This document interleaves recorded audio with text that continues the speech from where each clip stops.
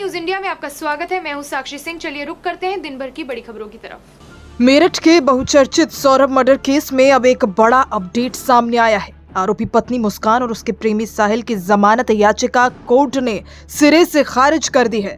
Court ने कहा, सिर्फ गर्भवती होना किसी भी हत्याकांड की गंभीरता को कम नहीं कर सकता। बीते शुक्रवार को कोर्ट में सुनवाई के दौरान सरकारी वकील रेखा जैन ने दोनों आरोपियों के खिलाफ ठोस तर्क रखे।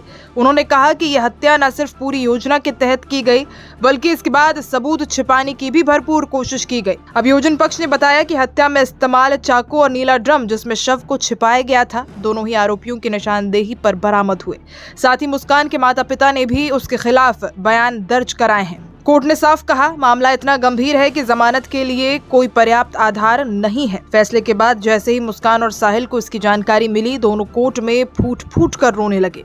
मुस्कान की वकील अब इस फैसले को हाई कोर्ट में चुनौती देने की तैयारी कर रही हैं। आपको बता देते हैं कि दरअसल क्या है ये पूरा मामला, आखिर क्यों हुआ कत्ल। सौरभ एक आम परिवार से था जिसकी शादी मुस्कान से हुई थी, लेकिन इस शादी के पीछे एक गहरी साजिश पल रही थी। मुस्कान का अफेयर चल रहा था अपने पुरानी प्रेमी साहिल शुक्ला के साथ। 3 मार्च को मुस्कान और साहिल ने मिलकर सौरभ की हत्या कर दी। साजिश इतनी खौफनाक थी कि उन्होंने सौरभ के शरीर के 4 टुकड़े किए और एक नीले ड्रम में सीमेंट डालकर उसे छुपा दिया। हत्या के बाद दोनों ने कई दिनों तक लाश को छिपाए रखा, लेकिन जब सौरभ की गुमशुदगी की रिपोर्ट दर्ज हुई तब पुलिस ने छानबीन शुरू कर दी और जल्द ही शक की सुई मुस्कान पर आ गई। पूछताछ के दौरान जो खुलासे हुए उसने पुलिस से लेकर जनता तक सभी को हैरान करके रख दिया। पुलिस ने दोनों आरोपियों को गिरफ्तार किया। जब से ये केस सामने आया है, ये पूरे राज्य में सुर्खियों में बना हुआ है। इस केस की सरकारी वकील रेखा जैन है, जिन्हें इसलिए नियुक्त किया गया क्योंकि मुस्कान और साहिल के परिवारों ने केस लड़ने से मना कर दिया था।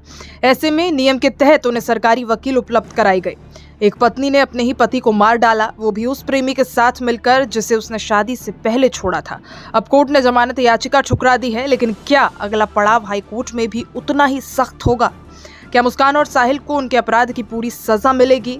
इस सनसनीखेज मर्डर केस की हर अपडेट के लिए जुड़े रहिए हमारे चैनल के साथ।